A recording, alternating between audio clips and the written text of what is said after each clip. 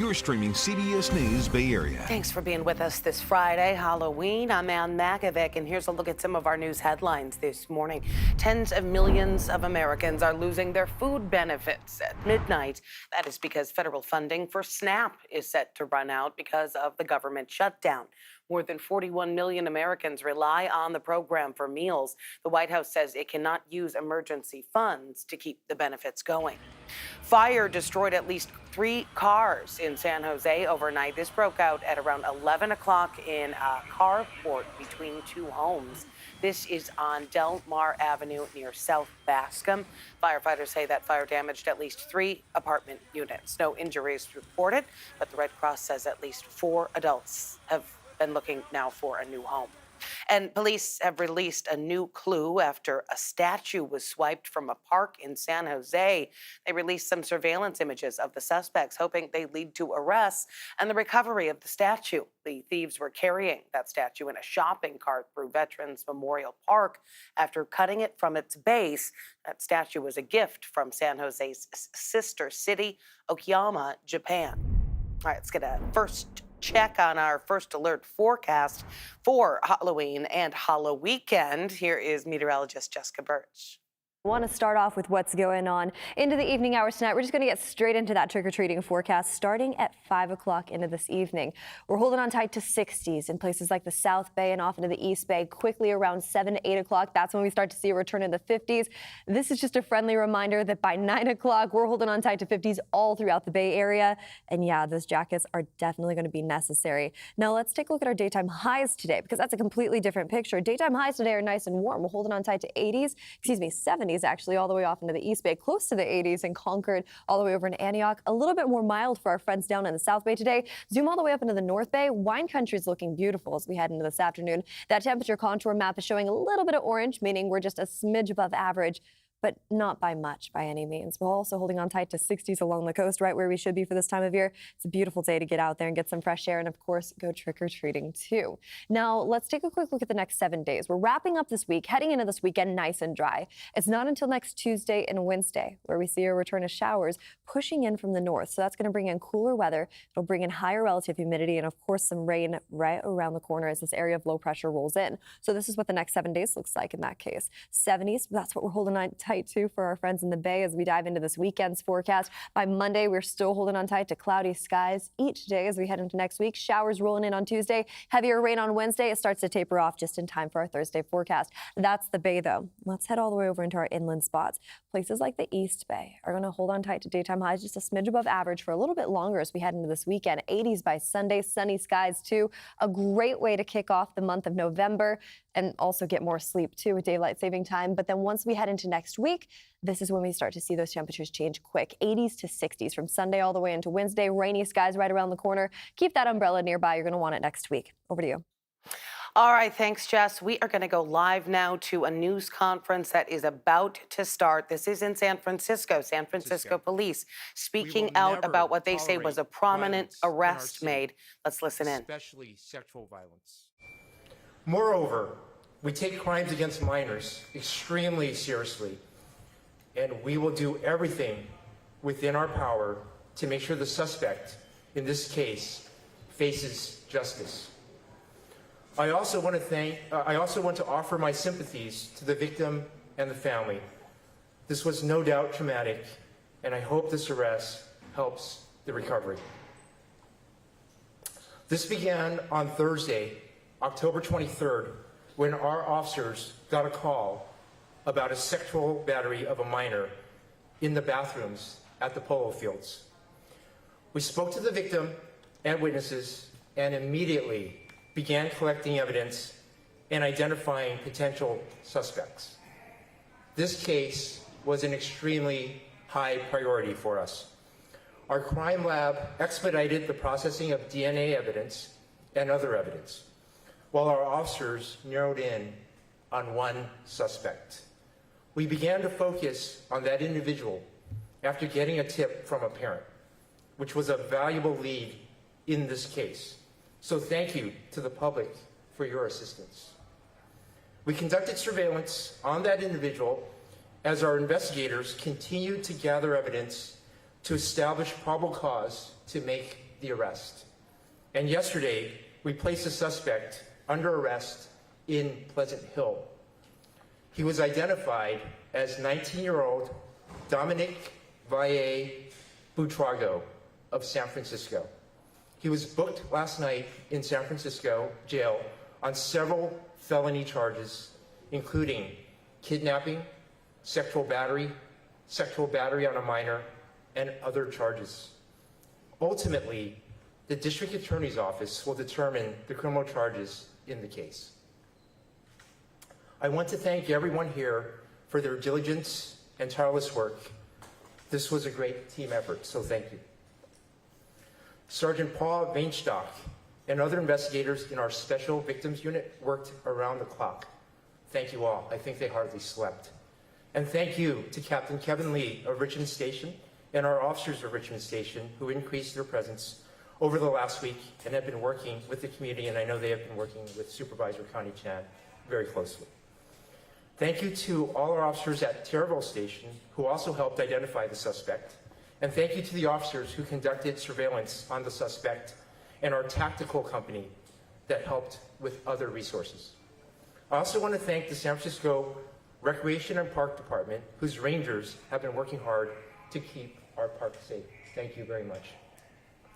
While this incident was terrible, it illustrates our commitment as a department and as a city to keep everyone safe.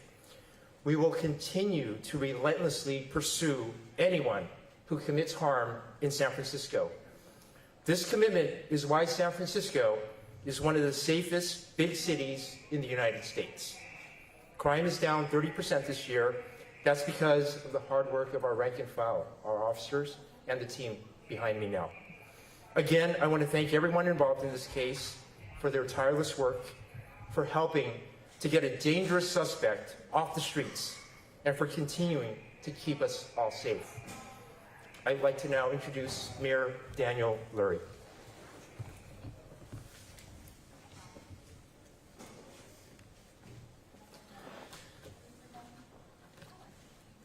Good morning, everybody. I've said this just about every day. As mayor of San Francisco, public safety is my top priority. Every San Franciscan deserves to be safe and to feel safe in the city that they call home. The crime committed last week was extremely upsetting.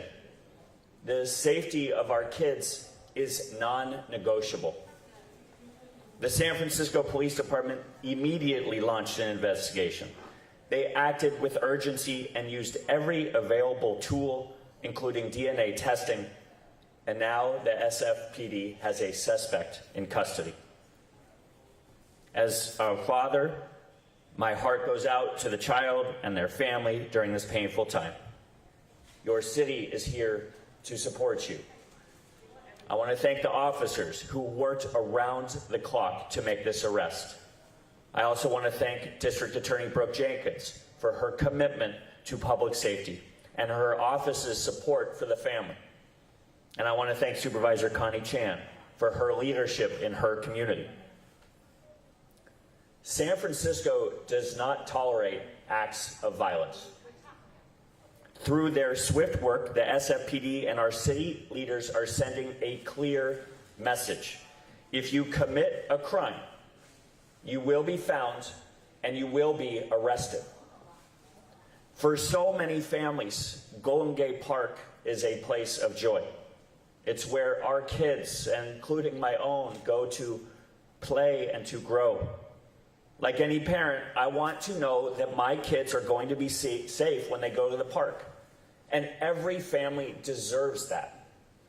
Now, Rec and Park have stationed a ranger in the area during busy after-school hours, in addition to regular field monitoring by park rangers. A security camera has been installed to deter incidents like this and to help ensure this space remains safe for everyone. I also want to thank our park rangers who are stepping up during this difficult time. We are going to keep working every day to protect our children and families. At Golden Gate Park or any other one of our incredible parks, they must be a place for community, for people to come together. My administration and this team of city leaders standing with me will make sure it remains that way. We're committed to making every neighborhood safer and stronger because that's what San Franciscans deserve. Thank you, and now I'd like to introduce DA Brooke Jenkins. Thank you, Mayor. I first want to start off by thanking the San Francisco Police Department, especially its Special Victims Unit, as well as Terraville Station, who we know committed tremendous resources and time and energy into solving this crime, which yielded us an arrest that brought us here today. That is no easy feat. I'm not only thankful for their hard work as the district attorney, but like the mayor, I too am a parent of 2 children who play soccer in this city, including a 9-year-old daughter who has practiced at these very fields countless times. And I know what this has done and how this has rocked the parent community, the soccer community across our city. And so this is one step forward to making sure that parents across this city are reassured that when we take our children to practice, that they will be safe and that this city will respond if something does happen.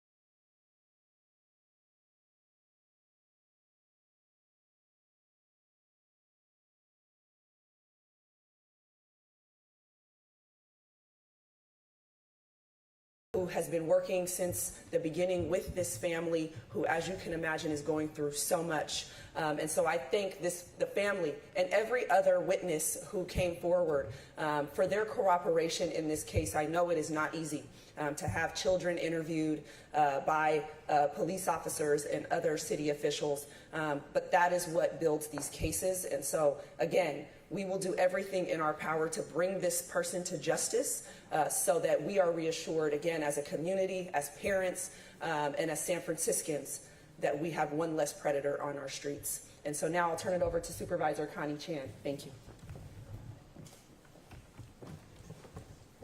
This incident, this crime brought such a heartache to so many of us, for the victim and their family, and worries for the kids and families in our neighborhood in the Richmond and on the West Side. My family included, with our 12-year-old son who practiced soccer in Golden Gate Park on a weekly basis. I know that together as a community, we are committed to support the victim and their family and all the families impacted during the time of healing.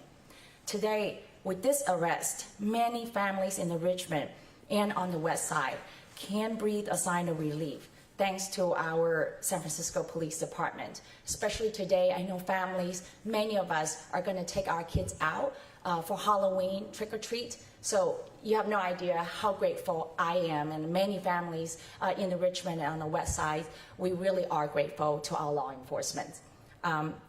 And thanks, I want to give a special thanks to Kevin Lee, our captain of the Richmond Police District. And I know that since this incident occurred, he has not slept for days until today that we are able to be here with you. And I just really am grateful to him and his team and every officers in the Richmond Police Station. I definitely also want to thank our chief, Paul Yip, and the entire police department for their swift action and immediate investigation. Our law enforcement, you deliver, and we are grateful. So thank you, and I'm going to turn this back to our police chief in case question. Yeah, if folks have questions, we can go in and yeah, please go. Can you maybe elaborate a little bit about, you said that you guys guys work with one of the parents. What was that tip that you got that led you to the suspect? Yep. Great. Yep. Thanks. Good morning. My name is Tom McGuire. I'm the commander of the Investigations Bureau, San Francisco Police Department. As you know, when an incident like this occurs, it really shocks the conscience of the community. There were a lot of parents involved, and there's some details that we're clearly not going to give out all the details, but what I can say is that the parents in the soccer community out in Golden Gate Park, very heads up, very alert, saw something, notified us, and that turned out to be the tip that broke the case. This person flee the scene afterwards? I mean, what do you know about what happened? I mean, who saw? It was a tip that we took action on. Captain Lee, I know that you had a conversation with the community earlier in the week. Can you talk a little bit about how that went and if that helped with any kind of information as well, and some safety precautions that you may have mentioned to some of the community members there?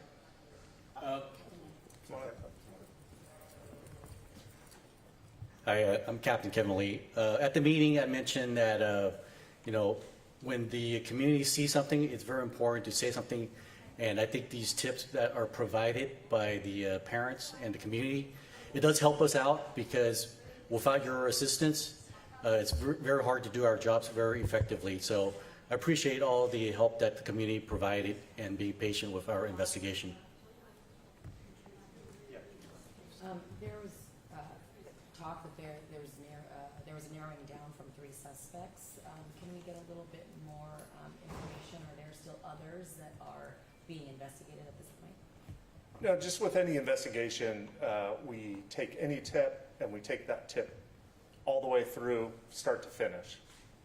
We narrowed that down, and we are confident that the individual responsible for this is the one individual. We do not perceive any further threat to the community. Christian, 2 questions actually. One for investigators, one for the DA. Are you looking at this suspect as possibly being involved in another incident the previous day?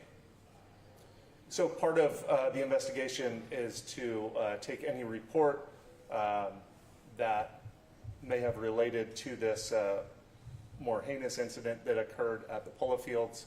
But there is some another report that was on file that we're looking at as possibly connected, but a far less serious crime at that time. And then a follow-up question for DA Jenkins. They talked about DNA evidence in cases like this where you don't have to necessarily rely on testimony, especially testimony of a minor. How useful is DNA? How does that figure into your case, and how does it build your case instead of just having to rely on testimony? DNA is always helpful. Certainly when we're going in front of a jury to present a case, we would always like to not have to solely rely upon witness testimony or victim testimony. We do want to always look for corroborating evidence. And so I am fortunate that SVU has made sure that we are pursuing, whether or not DNA evidence exists in this case. But it may not be necessary either. It's always, though, assistive if there is more than just the victim or the witness's testimony. Can you tell us more about the suspect? Has he been arrested for anything else before? We don't have any information we're providing on that at this time. Can you spell the suspect's name, please?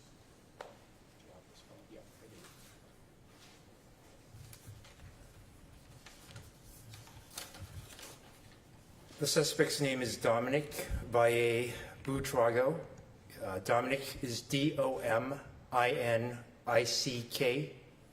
Last name V-A-L-L-E-B-U-T-A-G-O. B-U-T-R-A-G-O. Okay, thanks everyone. Have a safe and happy Halloween.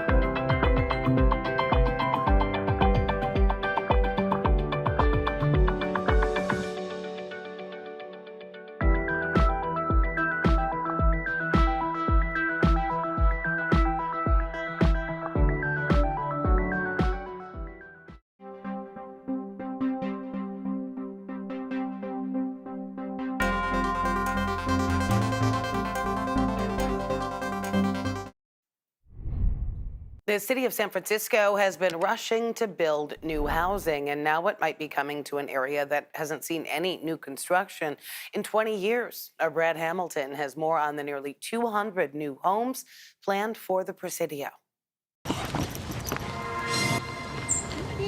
Tessa McMillan has lived in the Presidio for 20 years, but this walk and her life in this space never gets old. I feel like I've been really fortunate to be able to bring my family here, be around nature, and be able to use a park that should be open to the public. But if there's one thing missing in the Presidio, in her mind, it's the opportunity for others. We need more space. And I'm happy, I think, having lived here a long time, I'm happy to share the space. When you think about the historic character of the Presidio, you think and now the Presidio Trust confirms that a brand new development is in the works. San Francisco Supervisor Stephen Sherrill represents neighborhoods in the area around the Presidio. Opening up the Presidio for as many families and people to live here and work here is something that I'm really excited about. The Presidio Trust sent us renderings of what it would look like, turning this empty parking space into so much more. 196 units and 6 apartment buildings with studio, 1-bedroom, and 2-bedroom spaces. You look at the new designs, I think it's incredibly thoughtful how they went into it. And that's the supervisor showed us the space where it would go on Eddy Road and why he felt it belonged here. The best part of this project is they're taking unoccupied, vacant buildings that are not part of the historic character of the Presidio. Actually, they're really kind of ugly, and they're building some beautiful new buildings for people to be able to live here and really enjoy one of the most majestic parts of the city. Another benefit is the revenue it would generate.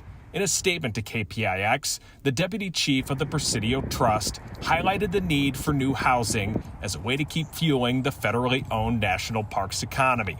The Presidio has a unique structure where it's entirely self-sufficient with its operations and its finances.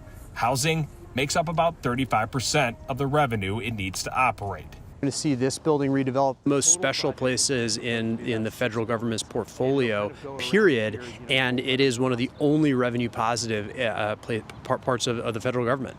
And I think it's a great project. It really uplifts the history and the unique character of the Presidio. Maintaining history and natural beauty with new housing is a concept not seen often in the Presidio. But residents like Tessa McMillan feel that will be embraced by the community because of their willingness and want to share it. Yeah, and I hope it stays like that. So the Presidio really has to understand the importance of, how the residents feel about that. That community is number one for us. Well, the project officially kicks off the public environmental review process on November 3rd, and they're hoping to break ground sometime in the next 2 years.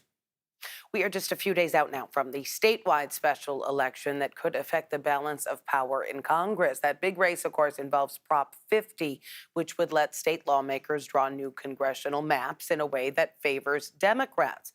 A new poll from the Public Policy Institute of California found that a majority of likely voters, 56%, say they would vote yes on Prop 50. 43% said they would vote no. Only 1% was undecided. Prop 50 is significantly more popular here in the Bay Area, where 69% of likely voters, it's more than 2/3, said they would vote yes. And of course, we're going to be tracking the special election results live on November 4th after the polls close from 8 to 10 p.m. on Pix Plus. That is 44 Cable 12, and also at 11 on KPIX. And you can stream us on the free CBS News app for all of those occasions and at kpix.com. Commuters who use the Richmond-San Rafael Bridge are noticing a big change that started this week. That bike path that opened 6 years ago is gone during heavier commute times. Kenny Choi explains why the move was made and how cyclists who use the lane are still able to cross the bay.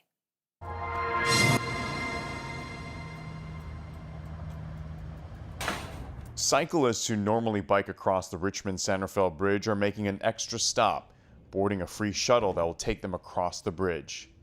If cyclists complain, I think they're not being considerate. Commuters say traffic snarls are worsening. Peter, who lives in Marin County, says providing an emergency lane for accidents instead of a protected lane for cyclists like himself during heavier commute times makes sense. If it improves the traffic on the bridge, that's good, because it does get very congested in the early hours. Traffic data shows on a typical weekday, There are a little more than 100 cyclists and pedestrians who cross the bridge, compared to about 80,000 vehicles. Supporters of the change say the new shoulder will allow emergency responders to clear accidents and stalls quicker and make traffic move faster. Petros Sirigar commutes regularly with his bicycle to the East Bay and back to Marin. I know roughly how many people use the bridge, so it's quite little amount in the end. He doesn't fully support the change, but understands why. The movable barrier will be pushed aside Sundays at 11 p.m. until Thursdays at 2 p.m., eliminating the bike path and making cyclists use the shuttle instead. Of course, if I had the chance to choose, I would rather have the connection some way or another, but yeah, what can we do? Cycling groups say reduced access will lead to even more restrictions down the road, but cyclists like Peter think using a shuttle is a fair solution. I don't regard it as a sacrifice. I regard it as what's equitable in a community. And it doesn't require sacrifice, it requires empathy. He believes with tens of thousands of more drivers using the bridge, he can share the road in a different way a little more. So for now, the bike path will be restored on weekends. During this modified pilot study, Caltrans and the Metropolitan Transportation Commission's toll authority will look into a proposal to use the far right side of the upper deck as a part-time bus and carpool lane. The Marin County Bicycle Coalition sent us a statement saying they appreciate the shuttles, but they are, quote, disappointed that this change was approved, which means riders of the Richmond-San Rafael Bridge will either need to sit in traffic on a shuttle or cross the bridge in a car themselves. The coalition added it will continue to push for improved access for non-drivers. Still ahead here on CBS News Bay Area, the 49ers back in action this weekend with a couple of new additions hitting the field this Sunday. But is Brock Purdy ready to return?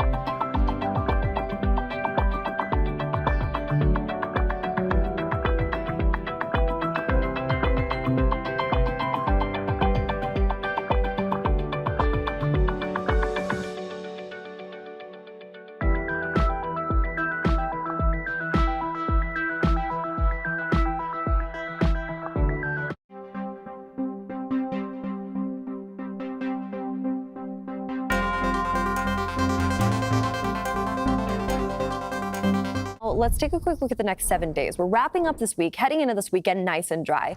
It's not until next Tuesday and Wednesday where we see a return of showers pushing in from the north. So that's going to bring in cooler weather. It'll bring in higher relative humidity and, of course, some rain right around the corner as this area of low pressure rolls in. So this is what the next 7 days looks like in that case. 70s, that's what we're holding on tight to for our friends in the Bay as we dive into this weekend's forecast. By Monday, we're still holding on tight to cloudy skies each day as we head into next week. Showers rolling in on Tuesday, heavier rain on Wednesday. It starts to taper off just in time for our Thursday forecast. That's the Bay, though. Let's head all the way over into our inland spots. Places like the East Bay are going to hold on tight to daytime highs just a smidge above average for a little bit longer as we head into this weekend. 80s by Sunday, sunny skies too.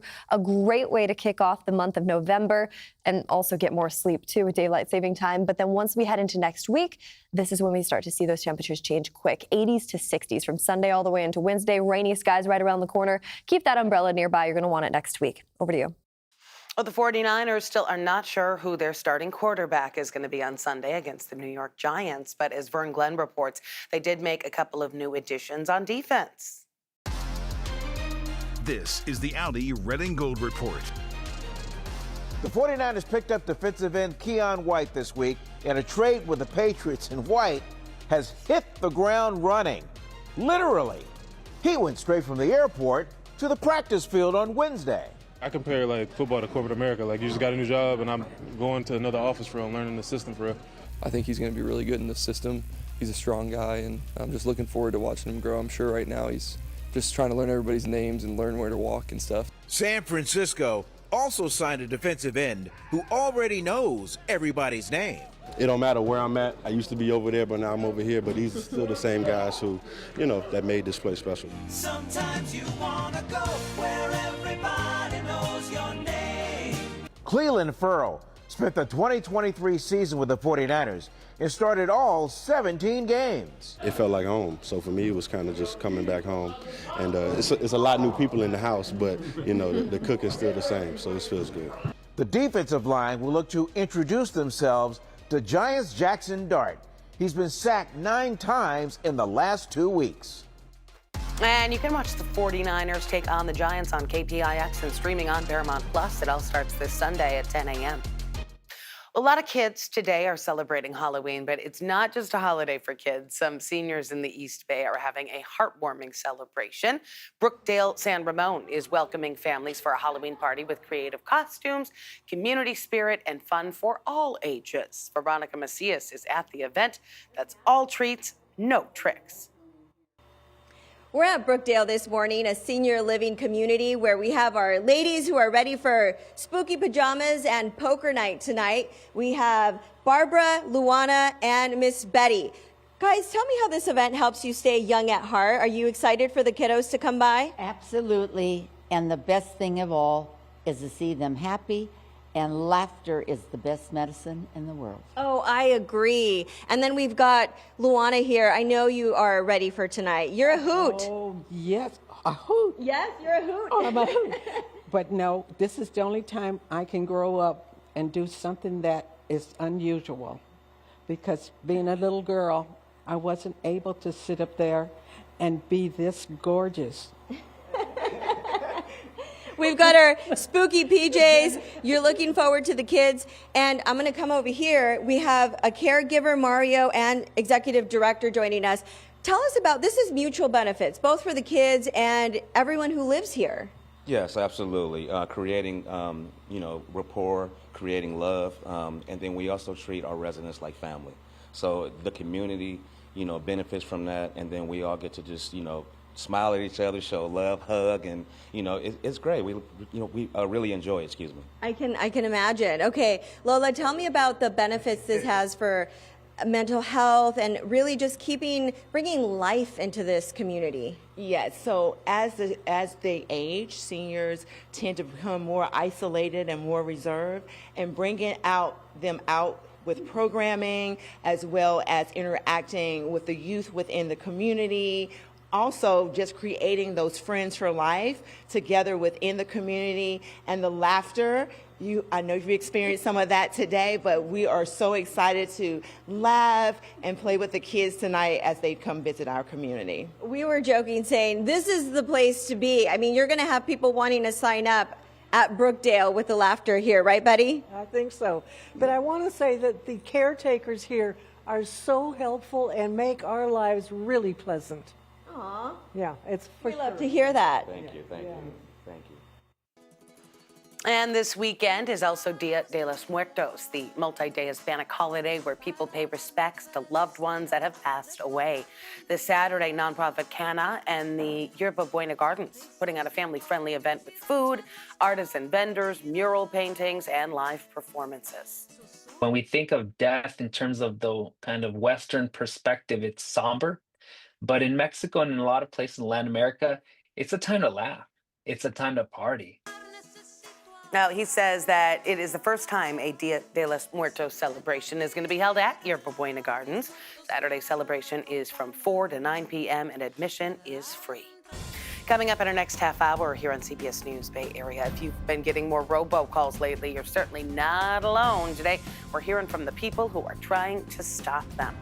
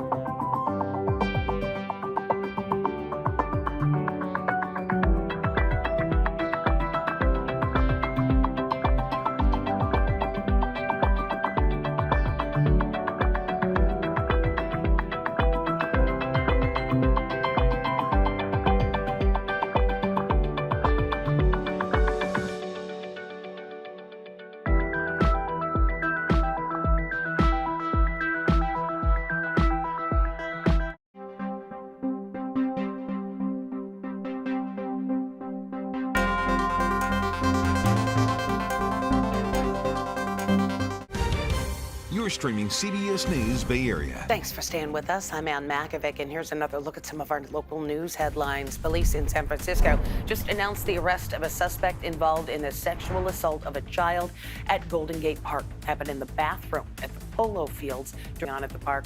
But the police say that they arrested 19-year-old Dominic Jeremiah Vale Utrago in Pleasant Hill after a tip from a parent. He was booked on felony charges of kidnapping, sexual battery, false imprisonment, and child molestation. Tens of millions of Americans are losing their food benefits at midnight. That is because federal funding for SNAP set to run out because of the government shutdown. More than 41 million Americans rely on the program for meals. The White House says it cannot use emergency funds to keep the benefits going. And fire destroyed at least 3 cars in San Jose overnight. It broke out at around 11 o'clock in a carport between two homes on Del Mar Avenue near South Bascom. Firefighters say the fire damaged at least 3 apartment units. No injuries reported, but the Red Cross says at least 4 adults now need a new place to live. All right, now let's get a check on our first alert forecast. It is Friday, Halloween weekend. Here is meteorologist Jessica Birch. I want to start off with what's going on into the evening hours tonight. We're just going to get straight into that trick-or-treating forecast starting at 5 o'clock into this evening. We're holding on tight to 60s in places like the South Bay and off into the East Bay. Quickly around 7 to 8 o'clock, that's when we start to see a return in the 50s.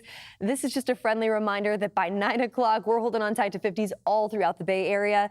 And yeah, those jackets are definitely going to be necessary. Now let's take a look at our daytime highs today, because that's a completely different picture. Daytime highs today are nice and warm. We're holding on tight to 70s actually, all the way off into the East Bay, close to the 80s in Concord, all the way over in Antioch. A little bit more mild for our friends down in the South Bay today. Zoom all the way up into the North Bay. Wine country is looking beautiful as we head into this afternoon. That temperature contour map is showing a little bit of orange, meaning we're just a smidge above average, but not by much by any means. We're also holding on tight to 60s along the coast, right where we should be for this time of year. It's a beautiful day to get out there and get some fresh air and, of course, go trick-or-treating too. Now, let's take a quick look at the next 7 days. We're wrapping up this week, heading into this weekend nice and dry. It's not until next Tuesday and Wednesday where we see a return of showers pushing in from the north. So that's going to bring in cooler weather. It'll bring in higher relative humidity and, of course, some rain right around the corner as this area of low pressure rolls in. So this is what the next 7 days looks like in that case. 70s, that's what we're holding on tight to for our friends in the Bay as we dive into this weekend's forecast. By Monday, we're still holding on tight to cloudy skies each day as we head into next week. Showers rolling in on Tuesday, heavier rain on Wednesday. It starts to taper off just in time for our Thursday forecast. That's the Bay, though. Let's head all the way over into our inland spots. Places like the East Bay are going to hold on tight to daytime highs just a smidge above average for a little bit longer as we head into this weekend. 80s by Sunday, sunny skies too. A great way to kick off the month of November and also get more sleep too with daylight saving time. But then once we head into next week, this is when we start to see those temperatures change quick. 80s to 60s from Sunday all the way into Wednesday. Rainy skies right around the corner. Keep that umbrella nearby. You're going to want it next week. Over to you.